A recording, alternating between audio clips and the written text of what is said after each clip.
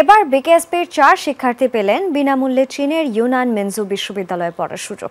শুধু তাই নয়, আগামী 4 বছর থাকা, খাওয়া, উন্নত ক্রীড়া প্রশিক্ষণের সঙ্গে ফ্রি পাবেন প্রতি মাসে $800 অর্থ। যমুনা টেলিভিশনকে জানিয়েছেন বিকেএসপির মহাপরিচালক ব্রিগেডিয়ার জেনারেল মোহাম্মদ মনিরুল ইসলাম। ক্রীড়াঙ্গনে বাংলাদেশ চীন সম্পর্কের আরও সুফল দেখতে পাওয়া যাবে শীঘ্রই। ইসলামে জ্ঞান আহরণ করতে সুদূর চীন দেশে যেতে বলা হয়েছে। চীন শুধু তথ্য প্রযুক্তিতেও এগিয়ে নয়, খেলাধুলোতেও পুরো দুনিয়ায় দৃষ্টান্ত স্থাপন করেছে। আর মাত্র কয়েক ঘন্টা পর ঢাকার কমলাপুরে চীনের বিশ্ববিদ্যালয় দলের সঙ্গে প্রীতি ম্যাচ খেলবে বাংলাদেশের মেয়েরা। আর বাফুফের অনূর্ধ্ব 17 দলের 18 জন ছেলে তো চীনের লিজাংয়ে টুর্নামেন্ট খেলতে এই মুহূর্তে অবস্থান করছেই।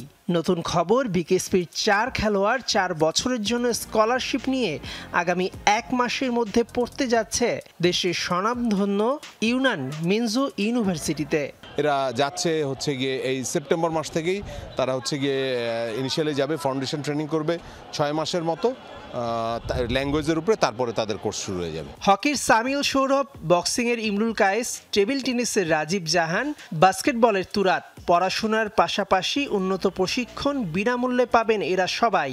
শুধু তাই নয়, আগামী 4 বছর পড়াশোনার জন্য 1 পয়সা তো খরচ হবেই না, উল্টো প্রতি মাসে পাবেন $800 করে অর্থ।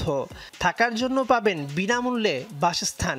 এই 4 জন যাবে, এই 4 জন 4 বছরের গ্রাজুয়েশন করবে কুনমিং মিনজু ইউনিভার্সিটিতে।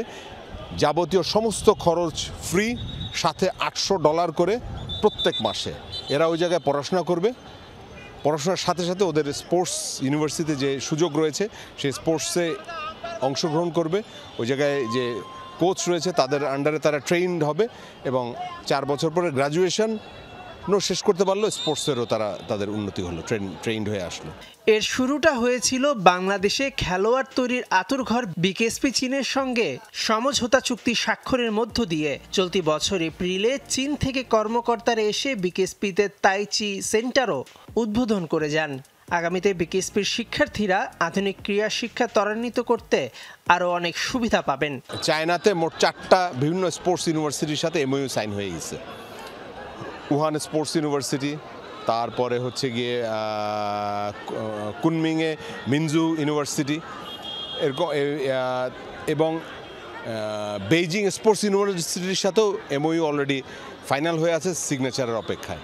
আগামী বছর চীনে 4 জনের জায়গায় আরও বেশি খেলোয়াড় পাঠানোর পরিকল্পনা বিকেএসপির। মেহেদি নাইম, যমুনা স্পোর্টস, ঢাকা।